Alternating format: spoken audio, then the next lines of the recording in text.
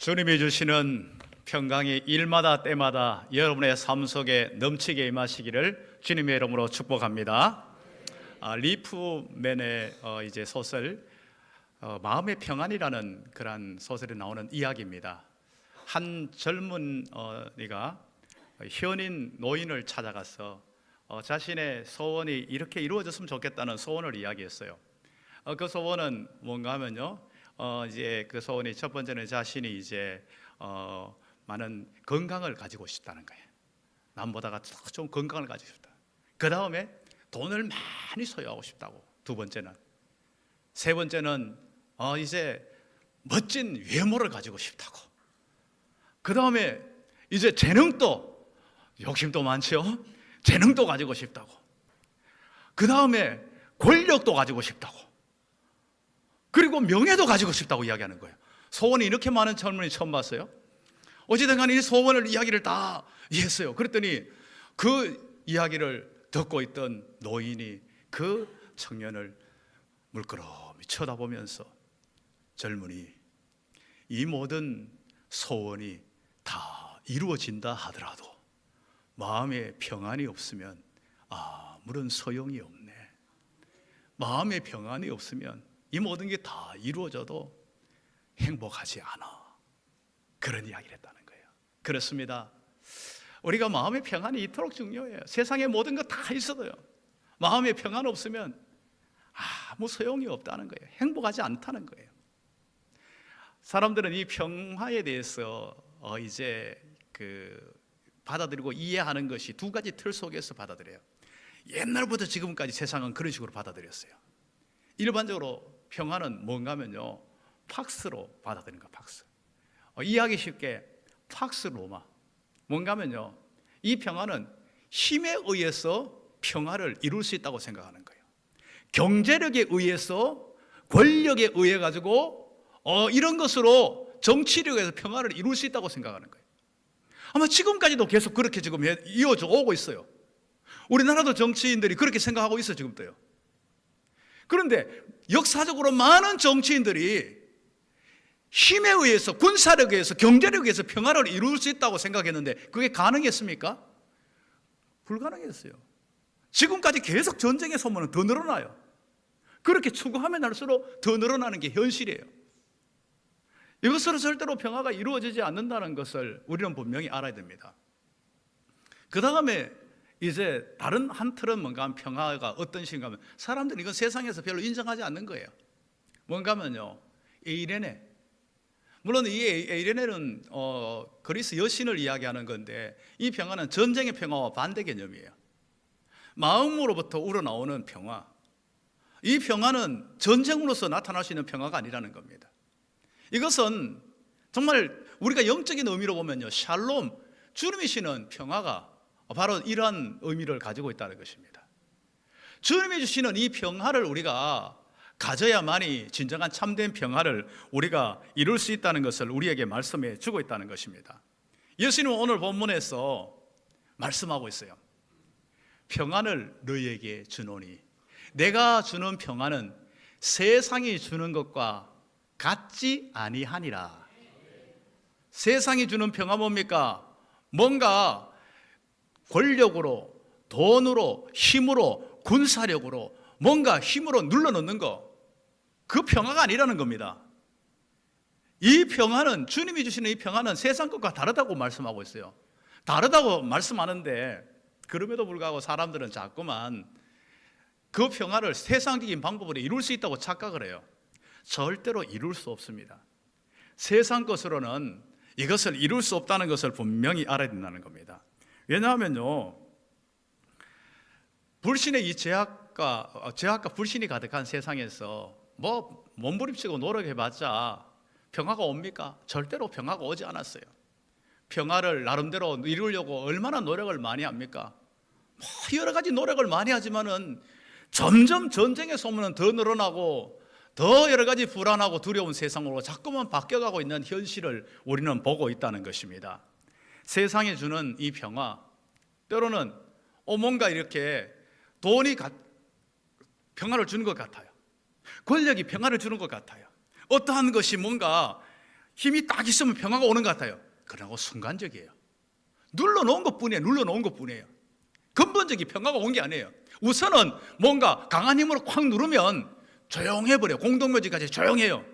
그러나 그 안에서는 뭔가 이제 폭발하려고 지금 현재 대기하고 있는 것뿐이에요. 이건 진짜 평화가 아니라는 것을 우리는 알아야 된다는 겁니다. 그럼 왜 세상에는 진정한 평화가 오지 않을까요? 세상에는 왜 진정한 평화가 없을까요? 빌리 그라함 목사님은 그렇게 이야기했어요. 하나님과의 관계가 깨졌기 때문이다. 하나님과의 관계가 깨진 제약된 세상 속에서는 진정한 평화가 없다는 거예요.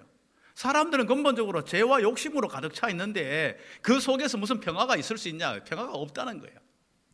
그러면 주님이 말씀하시는 평화는 뭡니까?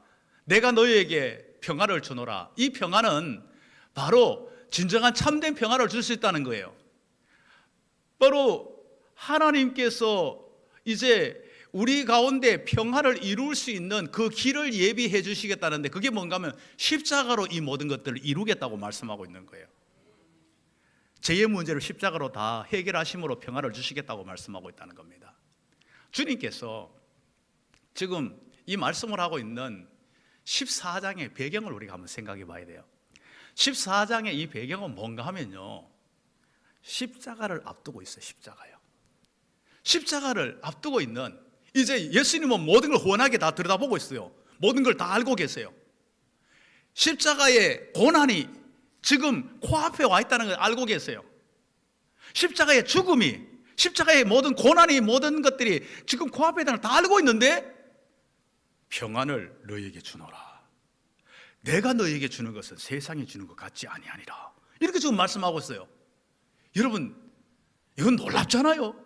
이런 평화를 우리가 누린다면, 이 평화가 우리의 삶을 지배한다면 세상에 겁날 것이 없다는 것을 우리는 알 수가 있다는 겁니다. 지금 사람들은 어떤 모습입니까? 이 시대를 살아가는 사람이 왜 불안하고 왜 두려워합니까? 고난 때문에, 힘든 고난 때문에 사람들은 그것 때문에 평화를 잃어버려 불안해합니다. 더 큰 고난이 나한테 닥치면 어떻게 하나, 그것 때문에 불안해요. 또한 한 걸음 더 나가서 사람들이 가장 두려워하는 건 죽음 앞에서 사람들이 가장 두려워해요. 그런데 우리가 고난과 이 죽음 앞에서도 평화를 누릴 수 있다면, 이 평화를 내가 가질 수 있다면 이건 진짜 평화 아닙니까? 주님은 지금 현재 십자가 고난, 십자가 죽음 앞에서 이 평화를 말씀하고 있다는 것을 우리는 알아야 된다는 것입니다. 지금 오늘 이제 그 뒷부분에 나오는 말씀입니다. 뒷부분에 나오는 말씀 조금 16장 16절인데요. 조금 있으면 너희가 나를 보지 못할 것, 조금 있으면 너희 보리라, 이 말씀을 이렇게 하고 난 후에 그 다음에 32절에 가서 뭐라고 하는가? 보라, 너희가 다 각각 제 곳으로 흩어지고 나를 혼자 둘 때가 벌써 왔도다. 지금 현재 이렇게 말씀하고 있어요. 지금 십자가의 고난이 될 때 어떤 일이 일어날 것을 예수님은 미리 말씀하고 있어요. 십자가 고난이 딱 오게 되면 제자들이 다 도망가 버립니다. 다 도망가 버려요.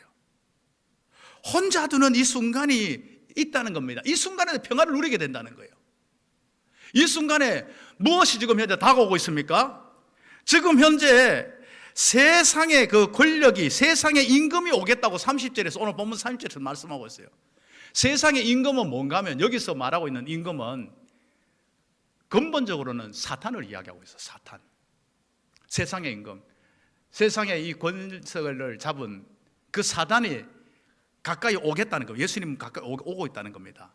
사단의 도구가 되어서 실제적으로 십자가의 이 모든 일들을 이루어 나가는 빌라도, 가야바, 이러한 인물들이 이제 예수님께로 오고 있다는 겁니다. 그러나 이것은 내게 관계할 일이 아니라는 겁니다. 이 모든 나를 죽이기 위해서, 나를 십자가로 끌고 가기 위해서 이러한 모든 일들이 있지만은 30절의 뒷부분에 뭐라고 말씀은 내게 관계할 일이 아니라는 겁니다. 관계할 일이 그것이 없으니, 이것 때문에 내 평화를 잃어버리고 이것 때문에 내 모든 사역들이 방해받지 않는다는 겁니다. 무슨 말입니까? 그들은 지금 현재 자신들이 예수님의 그 모든 것들을 방해하고 죽이고 여러 가지 어려움 가운데 빠뜨리지만은 이것 때문에 예수님의 사역이 방해받고 그것 때문에 평안을 잃어버리지 않고 오히려 이 모든 일들은 구원 사역을 이루게 된다는 사실을 분명히 말씀하고 있다는 겁니다. 이 모든 것을 통하여 주님의 구속 사역이 완전히 이루어지게 된다는 것입니다. 이런 일들이 일어날 때에 너희들은 다 뿔뿔이 흩어질 것이다. 다 도망갈 것이다. 여러분 생각해 보세요. 지금 엄청난 고난이 오고 있어요. 너무 무시무시한 고난이 오고 있어요. 그 고난이 오는 순간에는요, 지푸라기 하나라도 잡고 싶은 심정이에요. 그런데 그동안 양육해놨던, 그동안 훈련시켜놨던 제자들이 다 도망가 버렸어요. 얼마나 지금 현재 마음이 힘들겠어요. 그런데 너희들은 다 도망가지만은 그래도 나 평화 잃지 않는다. 왜요? 분명하게 말씀하고 있잖아요. 30절 말씀에 뭐라고 말씀합니까? 뒷부분에 너희들이 다 도망가지만은 그러나 내가 혼자 있는 것이 아니라 아버지께서 나와 함께 계시느니라. 16장 32절에 그렇게 말씀하고 있잖아요. 너희들은 다 도망가지만은 도망간다고 아무도 없는 줄 아느냐? 아니다. 아버지께서 나와 함께 계시니라. 이 말씀 꼭 잊지 말아야 됩니다. 일평생 이거 잊지 마세요. 사람들은 정말 힘들고 극단적인 상황 가운데 처해지면요, 막다른 길에 몰리면요, 아무도 없는 줄 알아요. 내 편이 아무도 없고 나와 함께 할 사람이 아무도 없는 홀로 서 있는 내 모습, 너무 외롭고 정말 초라한 내 모습을 발견하게 돼요. 그 순간에 여러분 잊지 말아야 될 게 해. 오늘 16장 32절 바로 아버지께서 나와 함께 계시느니라. 할렐루야. 이 말씀 여러분 일평생 잊지 마세요. 이 말씀 꽉 잡고 살아가야 됩니다. 여러분 때로는요, 내 혼자라는 느낌이 들 때가 있어요. 참 힘들 때는요, 막다른 길에 몰리고 힘들 때는요, 아무도 없는 나 혼자라는 느낌이 들 순간에 나는 혼자가 아니다. 아버지께서 나와 함께 계신다. 이걸 잊지 말아야 돼요. 창세기 39장 28장 그 내용에 보면, 28장 그쪽 내용을 보면요, 야곱이 에서에게 에서 때문에 도망을 갑니다. 형 때문에 도망을 가요. 그러다 광야에 이제 혼자 딱 밤을 맞이합니다. 여러분 얼마나 무섭고 두려운 밤입니까? 얼마나 외로운 밤입니까? 야곱이요. 자기는 이제 집을 떠나서 광야에서 자신 혼자밖에 없는 그러한 상황입니다. 이곳저곳에서는 늑대 울음소리가 들려옵니다. 짐승의 소리밖에 들리는 것이 없어요. 광야에 이렇게 지금 현재 두려운 밤을, 무서운 밤을 혼자 지금 보내고 있어요. 그 순간에 하나님께서 꿈 가운데 야곱에게 임합니다. 하늘의 사닥다리가 내려지고 천사가 오르락 내리락 하면서 하나님의 말씀이 야곱에게 합니다. 내가 너와 함께 있어.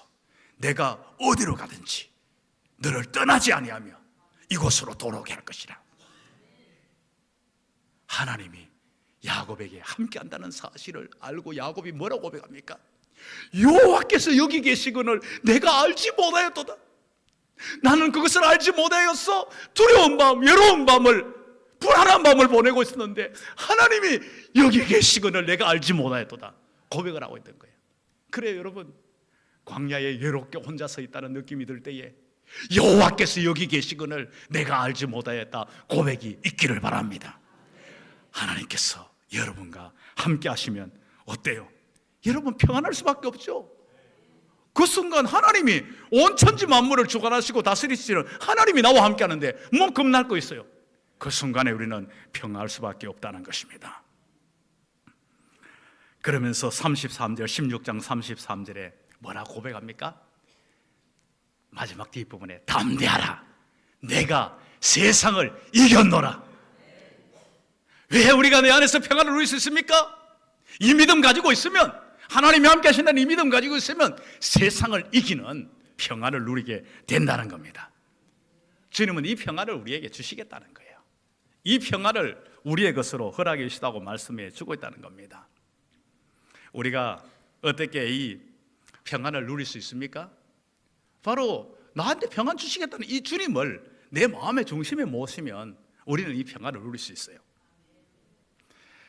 성 프란시스가 한 번은 물을 깃는 여인을 이렇게 물끄러미 쳐다봤어요. 쳐다봤을 때 물 깃는 여인이 물을 담아가지고 물통에 가득 담고는, 그리고는 나무 토막을 하나를 그 깨끗한 물에다가 툭 집어넣어요. 그래서 성 프란시스가 잘 이해가 되지 않았어요. 그래서 왜 물을 실컷 깃고는 거기다가 나무 토막을 왜 집어넣냐고 그랬더니 이제 그 여인이 참 한심하다면서 이걸 잘 모르시냐고, 이건 다 이렇게 물을 길어 가지고 이제 이고 갈 때에 물이 흔들리지 않고 흘러내리지 않도록 하려고, 그러려고 집어넣는 거라고 이렇게 이야기하더라는 거예요.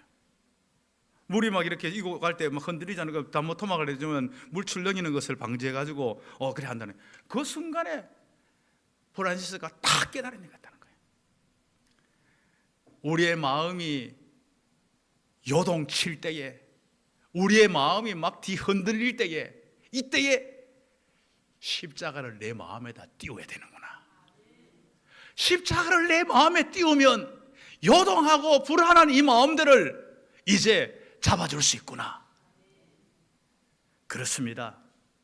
우리의 마음이 흔들릴 때에 주님을 내 마음의 중심에 모시고 주님의 십자가를 내 마음의 중심에 띄운다면 우리는 이 요동하는 마음, 불안한 마음 속에서도 평안을 누릴 수 있는 그러한 것이 된다는 것을 우리에게 알려주고 있다는 것입니다.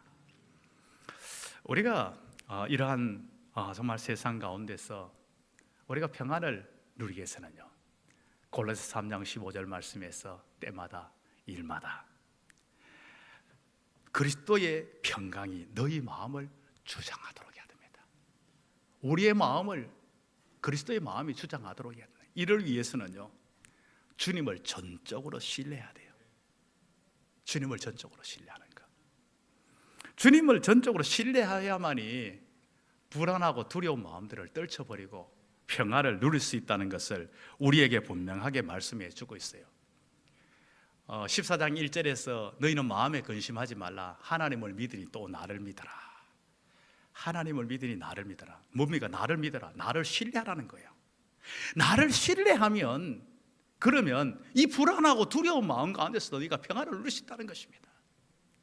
이사야서 26장 28절 말씀에 심지가 굳은 백성, 심지가 견고한 자를 평강하고 평강하도록 지키시리니 이는 그가 주를 신뢰함이니라. 주를 신뢰하는 자에게, 주를 향하여서 신뢰하면서 심지를 그곳에다 딱 내린 사람에게 평강의 평강을 덧입혀 주신다고 우리에게 분명하게 약속하고 있음을 우리는 알아야 된다는 것입니다. 우리는 이 사실을 분명하게 새길 때에 어떤 상황 속에서도 우리는 흔들리지 않는 평강을 누릴 수 있는 거예요. 전쟁터에서 한 병사가 너무나 큰 부상을 입었어요. 너무 큰 중상을 입은 상황에서 지금 생명이 위태로운 상황이 되어가지고 군의관이 수술을 이제 해야 되는데 거의 수술 성공 확률이 거의 없는 상황이에요. 이제 생명이 그냥 왔다 갔다 하는 이런 순간인데 그렇지만 이제 이 병사에게 알려줘야 될 것 같아가지고 병사한테 이야기를 했어요. 지금 사실은 참 어렵고 힘든 수술을 한다. 이 수술을 하다가 어쩌면 정말 이렇게 죽을 수도 있다. 성공 확률은 거의 1, 2%밖에 되지 않는 상황이지만 그러나 또 수술을 안 할 수도 없는 이런 상황이니까 이것을 마음의 준비를 잘 하고 수술을 해야 될 것 같다. 이렇게 했어요. 그랬더니 오히려 그 병사가 너무나 가느다란 목소리로 다 죽어가면서 군의관님 걱정하지 마세요 하면서 저는요 수술을 성공해가지고 살아난다면 고향에 가가지고 우리 어머니를 보게 될 것이고요, 수술을 실패해가지고 죽으면 내가 사모하는 주님을 천국에 가서 배울 거니까 뭐든지 관계없어요. 나는 편안하니까 그냥 편안하게 수술하세요 그랬다는 거예요. 바로 이러한 정말 이 평강, 주님을 신뢰하는 사람에게 이러한 평강이 있다는 것을 우리에게 보여주고 있다는 겁니다. 참된 이 평강은 주님이 또한 우리의 주인이 되어져야 돼요. 주인이 되는 거. 주인이 된다는 건 뭔가 하면요, 주님 앞에 매인다는 거예요. 매인다는 거. 주인이 되어진 그곳에다가 우리가 매인다는 거예요. 이게 잘 매여진 사람이 누군가 하면 바울이에요. 바울은 스스로 주님의 종이 되어서 매이는 사람이 되었어요. 그래서 살아도 주를 위해서, 죽어도 주를 위해서, 무엇을 하든지 주를 위해서 하는 것을 주님과 함께 딱 매여있는 이 상태가 되어 있어요. 이 매여있는 거, 이게 굉장히 중요한 거예요. 여러분, 이런 말이 있어요.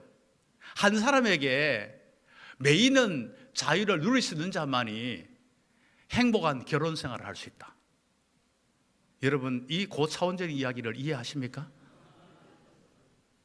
매이는 것을 부담스러워하는 사람은요, 행복한 결혼 생활을 할 수가 없어요. 한 사람에게 매이는 것을 부담스러워하는 사람은요, 그 행복할 수가 없어요. 우리가 주님 앞에 매이는 것을 그 속에서 우리가 정말 기뻐할 수 있고, 그것이 행복일 수 있는 사람이 진정으로 정말 주님이 주시는 평강을 누릴 수 있다는 것을 우리는 알아야 합니다. 매이는 것이 어중간하게 여러분 매이면 안 돼요. 나사를 쪼아봤습니까? 남자들은 나사를 다 쪼아봤어요. 나사를 쪼았는데 나사를 어설프게 어중간하게 재워놓으면요, 덜컹덜컹 하면서 오히려 더 힘들어져 버려요. 그러나 꽉 쥐어버리면요, 꽉 쥐어버리면 그러면 흔들림이 없어요. 여러분, 주님 앞에 매일 때 어설프게 매이지 마세요. 확실하게 매이면, 그러면 요동하지 않는 평강이 옵니다. 어떤 상황에서도 요동하지 않는 평강이 와요. 여러분, 매인다는 것을 막연하게 생각하면 안 돼요. 매인다는 것은 실제 삶 속에서 구체적이에요. 매인다는 게 뭐예요? 여러분, 매인다는 것이, 주님 앞에 매인다는 것이 뭐를 목에다 매가지고 교회에다가 끈을 매놓고 이런 건 아니잖아요. 매인다는 건 뭐예요? 우리 실생활 속에서. 예를 들면 이래요. 주일날 딱 되잖아요. 주일날 되면 예배 드리는데 딱 매여 있어야 돼요. 여러분, 반응이 왜 그래요? 여기에 갈등을 느끼면 안 돼요. 오늘 날씨가 좀 그렇다. 오늘 엄청 바쁜 일이 있네. 집안에 무슨 일이 있네. 여러분, 이건 뭡니까? 헐렁하게 매놓은 거예요. 이건 그냥 언제든지 요동할 수 있는 거예요. 흔들릴 수 있는 거예요. 이러면 평화가 올까요? 갈등이 오면 평화가 없죠.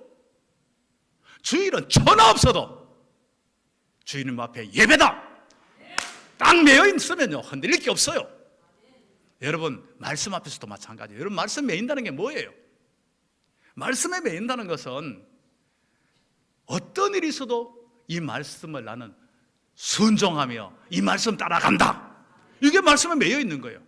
헐렁하게 매여 있는 거예요. 그 말씀이 옳기는 옳은데 맞기는 맞는데 요즘 그렇게 살아가는 게 쉽지가 않아. 사회생활은 그렇게 할 수가 없어. 이건 여러분 안 매여 있는 거예요. 헐렁하게 매놓으면요, 더 갈등만 생겨요. 차라리 아예 듣지도 않았던 사람들은, 말씀을 듣지도 않은 사람 갈등도 없어요. 그런데 듣기는 들었는데 요즘 어떻게 그렇게 살아갈 수 있어? 그래도 살아가야 돼. 이거 가지고 갈등을 막 하고 있어. 더 불안하고 더 마음이 복잡해요.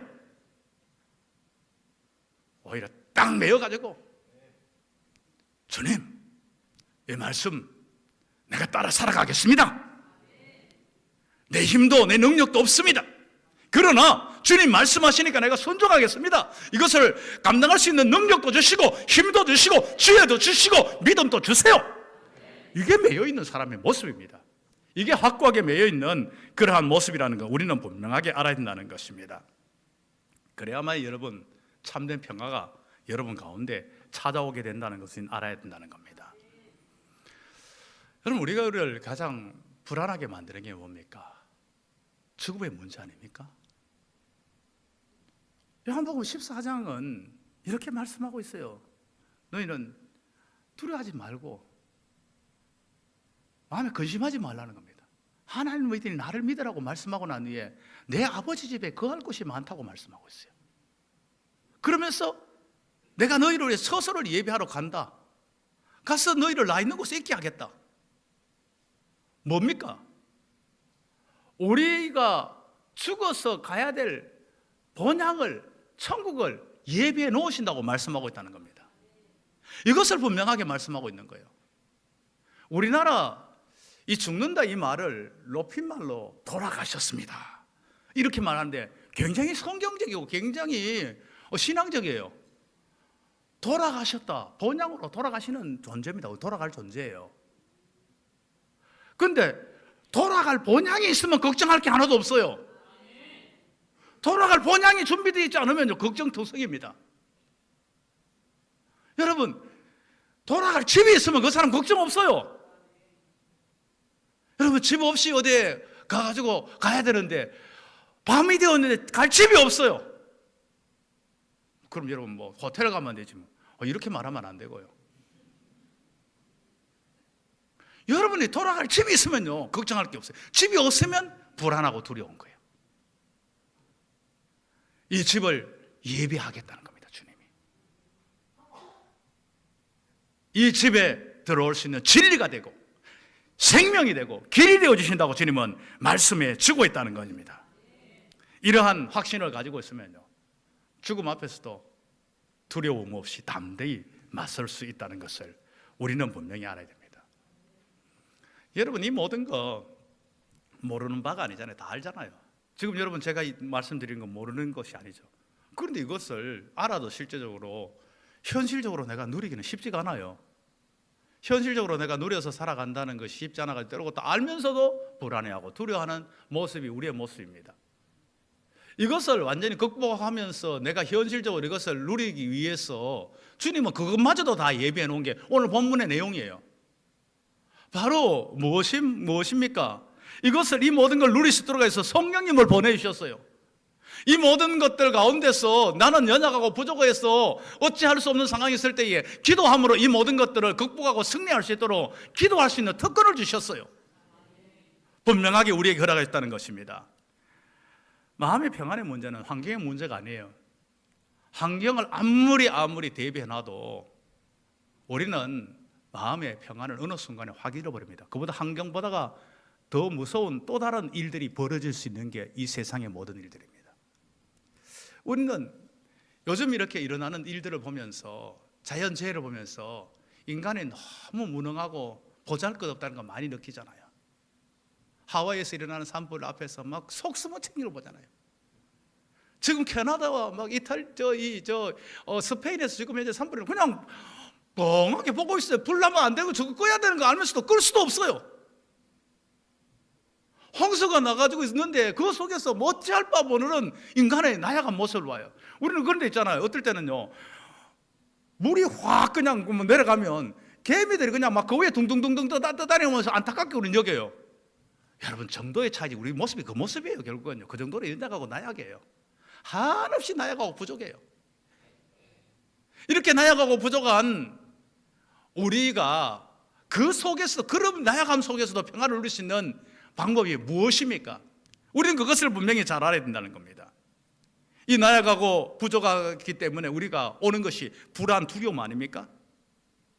제자들이 지금 현재 예수님께서 말씀하신 그대로 십자가에서 죽으셨어요. 비참하게, 너무나 처참하게 죽으셨어요.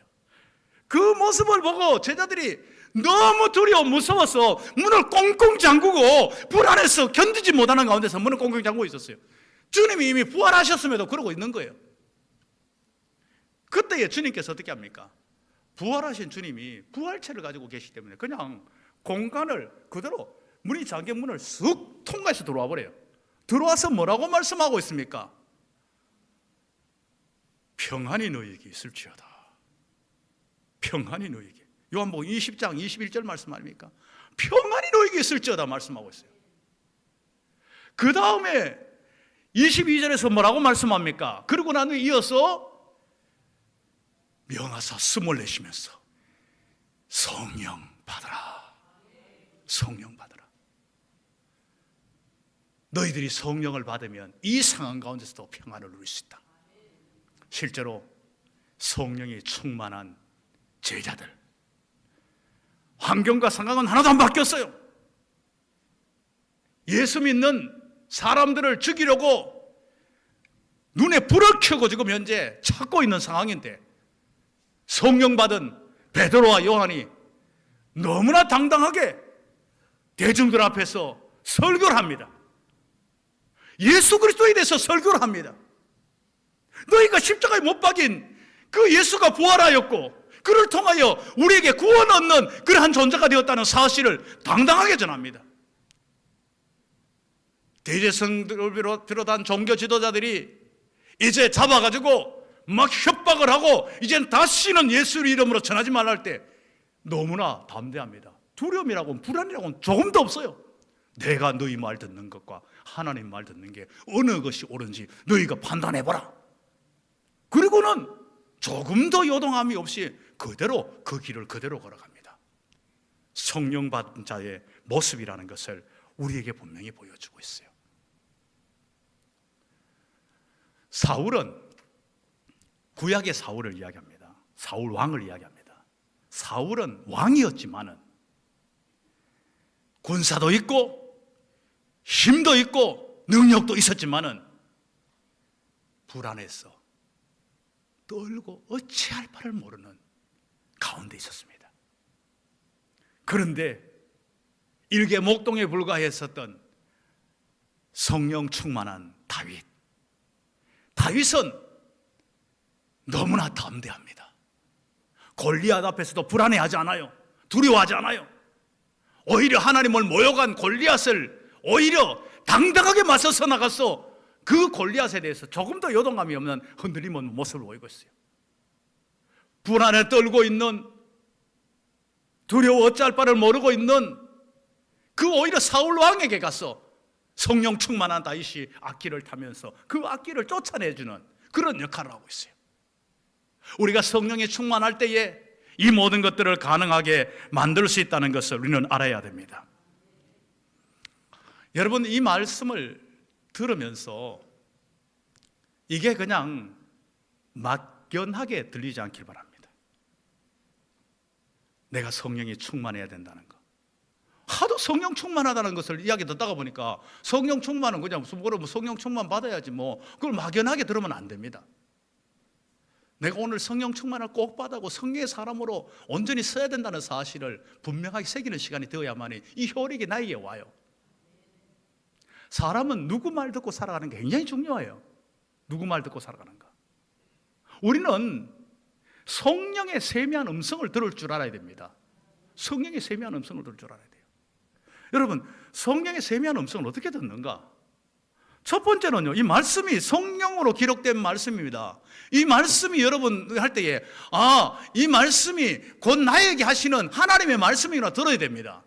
여러분, 말씀을 읽을 때도 오늘 설교를 들을 때도 저 목사가 오늘 전하구나 그것이 아니라 하나님의 말씀이 오늘 나에게 증거되어 주는 거나 들어야 됩니다. 그래야만 여러분이 이 말씀 성령의 음성을 들을 수 있는 귀가 먼저 열려져요. 그리고 여러분들이 기도하면서 성령께서 나에게 들려주는 음성을 들을 수 있어야 됩니다. 어떻게든 여러분 마음으로 세미하게 음성이 들립니다. 나는 안 되던데요. 여러분 관심을 안 가졌고 그동안 거기에 집중을 하지 않았기 때문에 그래요. 여러분들이 더 많은 집중과 거기에 세미한 음성에 귀를 기울이려 한다면 얼마든지 여러분 들을 수가 있어요. 이걸 들으면요, 세상에 갈등 생기지 않고 요동하지 않고 흔들림 없이 담대하게 나갈 수 있어요. 제가 이것을 여러분 알아듣기 쉽게 설명하려고 고민하다 어떻게 알아듣기 쉽게 하는데 그 순간에 탁 떠오르는 게 있었어요. 뭔가 하면 제가 이명이 좀 있거든요. 이명이 뭔지 알죠? 벌레 소리 같은 게 저는요, 풀벌레 소리 같은 게 계속 귀에서 나요. 괴롭겠죠.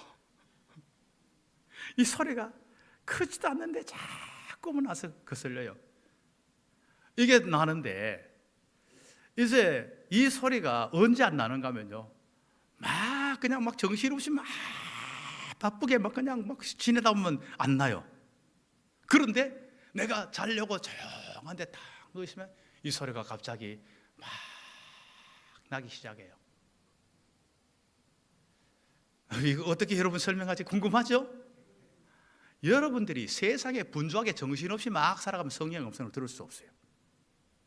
여러분들이 정말 주님과 조용한 깊은 교제 속으로 들어가면요, 주님이 들려주는 음성을 들을 수 있어요. 들을 수 있어요.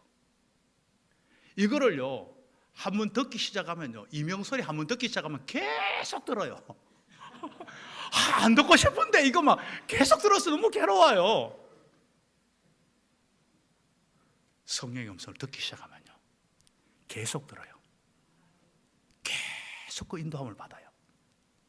인도함을 안 받는 건 세상에 분주하고 정신없이 그냥 막 여기에 관심 안 기울이고 막 살아가면 그 순간부터 안 들리지. 내가 뭔가 관심을, 성령의 세미한 음성에 귀를 기울이고 관심을 가지기 시작하면 듣게 된다는 거예요. 여러분 그렇게 들어가면, 듣기 시작하면요, 여러분 절대로 갈등이 생기잖아요. 그러나 여러분 이상한 소리 듣지는 마시기 바랍니다.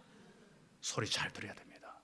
요즘 뭐 묻지마 칼부림 나오는 거, 그 소리 잘못 들어서 나오는 거예요. 알고 있죠? 이 사람들의 공통적인 특징은요, 이 사람들이 피해망상을 가지고 있는데 약을 안 먹어요. 희한하게 공통적인 약을 안 먹어요. 그리고 자기가 그런 문제가 있다는 것을 스스로 알지 못해 자기는 괜찮다고 생각하는 거예요. 그러면서 이상한 소리가 들리기 시작하는 거예요. 이제 뭐 서현역에 있었던 그 경우가 예를 들자면 그러잖아요. 자기가 혼자 살고 있는 그 오피스텔인가 거기에 뭐 위층에 조직원들을 보내가지고 뭐 자기를 뭐 해치려고 하고 있다는 그 소리를 듣는 거예요. 그건 정상적인 소리가 아니잖아요. 우리가 볼 때는 완전히 엉터리잖아요. 그런데 그 소리 들었어요. 불안해가 자기 집으로 왔어요. 그런데 내가 먼저 해치해야 되겠다. 그래가지고 막 들고 나가가지고 막 차로 막 들이박아버리고 막 칼로 막 휘둘러가지고 그런 거예요. 여러분 그런 소리를 들으면 무서운 결과가 초래합니다. 여러분 이렇게 이야기하니까 뭐 극단적인, 나는 그거 상관은, 여러분 이거는 극단적인 예지만 우리는 얼마든지 일상생활에 그럴 수 있다는 걸 알아야 됩니다. 일상생활에서 여러분은 세상의 소리를 듣는 사람입니까? 아니면 하나님의 말씀에 귀를 기울인 사람입니까? 여러분 한번 생각해 보세요. 무엇을 듣느냐에 따라 그 사람 인생이 판가름 나버려요. 내가 세상의 소리만 자꾸 듣고 살아가면 나를 멸망길로 끌고 갈 거예요. 그러나 하나님의 말씀에 귀를 기울여야 돼요. 사단은 우리에게 오늘도 속삭입니다. 그 순간에는 미워해, 시기해, 질투해, 거짓말해, 계속해서 우리에게 속삭입니다. 우리의 마음에다가 자꾸만 그런 마음을 심어줍니다. 여러분 그 소리 듣고 나가면요, 여러분을 멸망시키고 여러분을 완전히 망가뜨리기만 합니다. 그러나 성령님은 우리에게 들려주십니다. 그래, 너 그래도 용서해야 되지 않겠니? 내가 너를 얼마나 크게 용서했는데 너는 1만 달란트 용서함 받은 자야. 100달란트 그 용서 못하면 안 되지. 너는 사랑해. 내가 너 사랑할 자격이 있어서 사랑한 거 아니야. 무조건적으로 사랑했어. 뭐 사랑할 자격이 없다고? 아니야. 무조건 사랑해야 돼. 성령님은 우리에게 계속해서 마음의 음성을 들려주는 거예요. 우리는 누구의 음성을 따르냐에 따라 가지고 우리의 인생이 완전히 판가름 나게 된다는 것을 우리는 알아야 한다는 것입니다. 사람은 의지가 굉장히 강한 것 같지만은요, 굉장히 약해요. 판단력을 잘하는 것 같지만은 제대로 판단을 못해요. 그때마다 성령님을 의존하십시오. 성령님께서 내 마음과 생각과 감정과 의지를 지배하고 다스려 달라고 우리는 날마다 도우심을 구해야 됩니다. 우리가 살아가는 이 현실 앞에 너무나 힘들고 감당치 못한 일들이 생길 때가 있어요. 그때 우리는 어떻습니까? 마음이 불안해요. 염려가 와요. 두려움까지 느낍니다. 이때 어떻게 해야 됩니까? 빌립보서 4장 6절 7절에서 이렇게 말씀하고 있어요. 아무것도 염려하지 말고 두려워하지 말고 불안해하지 말고 그 대신 뭘 하라는 겁니까? 모든 일에 기도와 간구로 너희 구할 것을 감사함으로 하나님께 아뢰라. 그리하면 모든 지각에 뛰어난 하나님의 평강이 그리스도 예수 안에서 너희 마음과 생각을 지키시리라. 할렐루야. 기도하면 평강이 찾아옵니다. 기도하면. 여러분 다 경험해 본 거잖아요. 저도 인생 속에서 가장 불안하고 두려웠던 순간이 있었어요. 모든 것들이 끝장나고 나뿐만 아니라 우리 가족들까지도 다 모든 끝장난다는 그런 순간이 있었어요. 하나님 앞에 기도할 수밖에 없어서 의지할 사람이 없었고 하나님밖에 의지할 수 없어서 기도했는데요, 환경은 하나도 안 바뀌었는데 마음이 편안해요. 마음이 편안해요. 그 순간 저는 알았어요. 아, 하나님이 해결해 주시는구나. 하나님이 해결해 주시는구나. 응답이 왔구나. 환경은 하나도 안 바뀌었어요. 그런데 마음의 평안이 딱 오는 순간 하나님이 해결해 주시겠구나. 응답해 주시겠구나. 실제로 그대로입니다. 하나님은 뒤집기 명수예요. 그대로 팍 뒤집어 버린 거예요. 제일 불쌍했었던 처량하고 정말 그랬던 사람이 제일 부러운 사람으로 바뀌어 버리더라고요. 실제로요, 실제로요. 여러분, 이렇게 기도하면요 평강이 찾아오는데요, 이 기도할 때에, 평강이 찾아올 때에 기도할 때 두 가지로 나타나요. 하나는 환경을 확 바꿔주시든가, 하나님이요, 환경 바꿔주고 평강을 줄 수도 있어요. 하나는 뭔가 하면요, 나를 바꿔줘요. 나를요. 그거를 감당할 수 있는 힘을 주시고 능력을 주셨어. 그 환경 자체에 나한테 아무 문제가 없도록 만들어버려요. 나를 그만큼 성장시키고 단련시킨다는 거죠. 여러분, 우리가 기도 드릴 때에 그것을 안다면요, 우리는 이렇게 기도할 필요 있어요. 거친 파도가 내 앞에 몰려온다 할지라도요, 우리가 그것 때문에 막 불안해하고 두려워할 것이 아니라, 하나님, 저 인생의 거친 파도가 나한테 몰려온다 할지라도 저것을 잔잔케 해주시든지, 아니면 거친 파도를 오히려 그 넘어서 정말 갈 수 있는 힘을 주시든지 하나님 주옵소서. 그러면서 기도할 때 하나님께서 둘 중에 하나를 하십니다. 잔잔케 하시든가, 내가 그것을 오히려 타고 즐길 수 있는 능력을 주시든가, 둘 중에 하나를 주십니다. 그러면 여러분 평안할 수밖에 없잖아요. 주님은 우리에게 평안을 주시겠다고 말씀하는데, 이 평안은 순서가 있어요. 절차가 있어요. 먼저 하나님과 수직적인 평안입니다. 하나님과 수직적인 평안, 예수님께서 이루어지신 수직적인 평안, 십자가로 통하여 이루어지신 수직적인 평안입니다. 그 다음에 수평적인 주위 사람들과 관계 속에서 일어나는 평화입니다. 여러분, 이 수직적인 평화가 이루어진 사람은요, 수평적인 평화도 이루어야 됩니다. 아, 나는 하나님과의 관계만 잘하면 돼. 아닙니다. 이웃과의 관계를 잘해야 합니다. 이웃과의 관계를 잘하기 위해서는 내가 때로는 희생이 되고 양보도 되고 포기도 되고 이것이 있어야 됩니다. 이게 주님이 우리에게 원하는 바예요. 우리는 수평, 수직, 이것이 이루어질 때에 마음의 평화가, 진정한 평화가 찾아와요. 이게 순서가 역으로 가면 안 됩니다. 당장 내 마음에 평화가 내가 원한다고 이것이 급선무라고 생각해가지고 내 평화 빨리 주세요 막 이렇게 된다고 평화가 이루어지는 게 아니에요. 급할수록 돌아가라고 우리는 하나님과의 관계를 살펴보는 거예요. 하나님과의 평화를 이루는데 방해되는 것이 뭐가 있는가? 세상이 헛된 마음인가? 욕심인가? 제약인가? 무엇이 하나님 앞에 평화를 가로막고 있는가? 수평적인 평화를 이루는데 뭐가 방해하고 있는가? 이것을 정리하면 내 마음의 평화는 자연스럽게 찾아온다는 사실을 우리는 알아야 됩니다. 이미 평안을 잃어버린 사람이 있습니까? 나는 이 평화 잃어버린 거 이 상태로 살아갈 수밖에 없어. 뭐 이렇게 내 마음 뭐 이렇게 이거 뭐 어떻게 하겠어? 여러분 그런 사람일수록 더 주님을 신뢰하십시오. 주님과 철저하게 매이는 연합하는 훈련을 더욱 하십시오. 주님이 나의 주인 되시는 주님이 내 인생 책임진다는 사실을 기억하며 주님 앞에 내 인생을 내어 맡기십시오. 성령께서 여러분의 마음과 생각을 붙잡아 주실 것입니다. 기도할 때의 마음과 생각을 평강으로 지켜주실 것입니다. 여러분 우리 모두에게도 동일하게 이러한 은혜가 있기를 주님의 이름으로 축복합니다.